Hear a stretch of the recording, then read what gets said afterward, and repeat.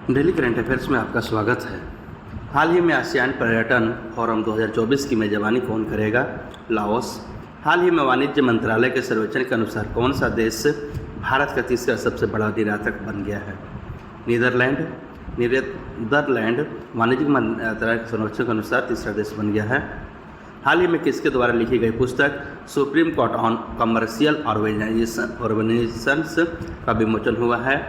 Doctor Manoj Kumar. हाल ही में किसने IIT Madras AI अनुसंधान केंद्र में $1 मिलियन का निवेश करेगी? गूगल। हाल ही में किसने वायुसेना के उप प्रमुख के रूप में पदभार संभाला है? आशुतोष दीक्षित वायुसेना के उप प्रमुख के रूप में पदभार संभाला है। हाल ही में international day of living together in peace कब मनाया गया है? 16 मई को। हाल ही में वेदांता का नई मुख्य वित्तीय अधिकारी कौन बनी है? सोनल श्रीवास्तव वेदांता का नई मुख्य वित्तीय आधिकारिक रूप में बने हैं। हाल ही में किस राज्य के मुख्यमंत्री ने राष्ट्रीय होम्योपैथी सम्मेलन होम्योकॉन 2023 का उद्घाटन किया है? उत्तराखंड। हाल ही में किस राज्य ने 13वीं हॉकी इंडिया सब जूनियर महिला राष्ट्रीय चैंपियनशिप जीती है? हरियाणा। हाल ही में कृषि मंत्रालय ने कहा जैविक नियंत्रण प्रयोगशाला का उद्घाटन किया है? हैदराबाद में जैविक नियंत्रण प्रयोगशाला का उद्घाटन किया गया है। हाल ही में किस कल्याणी काजी का निधन हुआ है? गायिका। हाल ही में कौन यूपीएससी के चेयरमैन पद की शपथ लेंगे? मनोज सोनी। हाल ही में देश के द्वारा चीन मध्य एशिया शिखर सम्मेलन की मेजबानी की जाएगी? चीन मध्य एशिया शिखर सम्मेलन की मेजबानी कहाँ की जाएगी? चीन देश के साथ ये मेजबानी की जाएगी। हाल ही में किस राज्य के मुख्यमंत्री ने डिजिटल सेवाओं के लिए हिम डेटा पोर्टल लॉन्च किया है? हिमाचल प्रदेश। हाल ही में ड्यूरोफ्लैक्स के नए ब्रांड एम्बेसडर कौन बने हैं? विराट कोहली ड्यूरोफ्लैक्स के नए ब्रांड एम्बेसडर बने हैं। जनगणना के भाग के रूप में हाथियों की डीएनए प्रोफाइलिंग झारखंड में शुरू हुई। भारतीय वन्यजीव संस्थान की एक टीम के नेतृत्व में झारखंड के पलामू टाइगर रिजर्व में हाथियों की डीएनए प्रोफाइलिंग चल रही है। डीएनए जांच के लिए हाथी के गोबर को इकट्ठा किया जा रहा है। जंगल में क्रॉस रेफरेंसिंग के लिए कैमरे लगाए जाएंगे।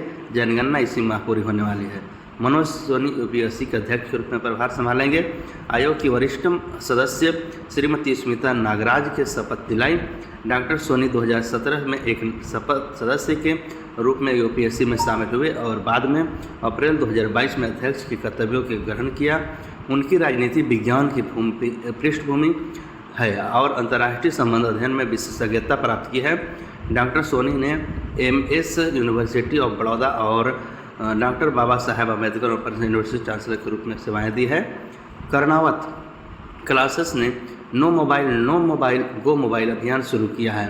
ठाणे स्थित 46 साल पुराने commerce career coaching institute Karnavat classes ने नो मोबाइल गो मोबाइल नाम के एक अनूठा अभियान शुरू किया है। इसका उद्देश्य है भारतीय किशोरों में मोबाइल की लत के प्रति जागरूकता बढ़ाना।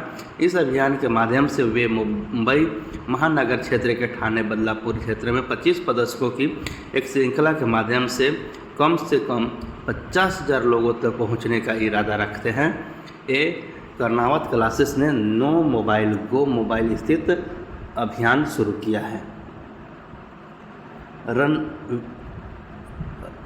रणवीर कौर को भारतीय प्रतिस्पर्धा आयोग की अध्यक्ष नियुक्त किया गया है।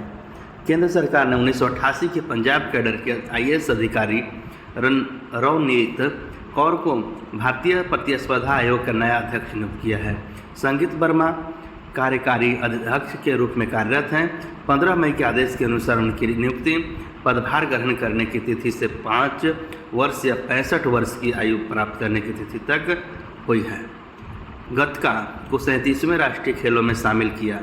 गतका के पारंपरिक खेल को देश भर में महत्वपूर्ण बढ़ावा मिलने की उम्मीद है क्योंकि भारतीय ओलंपिक संघ IOA ने इस खेल को आधिकारिक रूप से 37वें राष्ट्रीय खेलों 2023 में शामिल कर दिया है।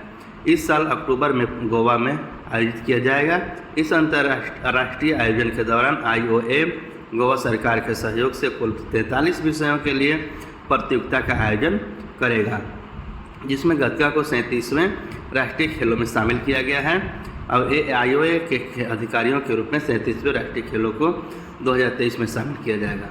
ऐसे ही करंट अफेयर्स के लिए आप चैनल को सब्सक्राइब करें, लाइक करें, शेयर करें और बेल आइकन को ऑन कर लें। धन्यवाद।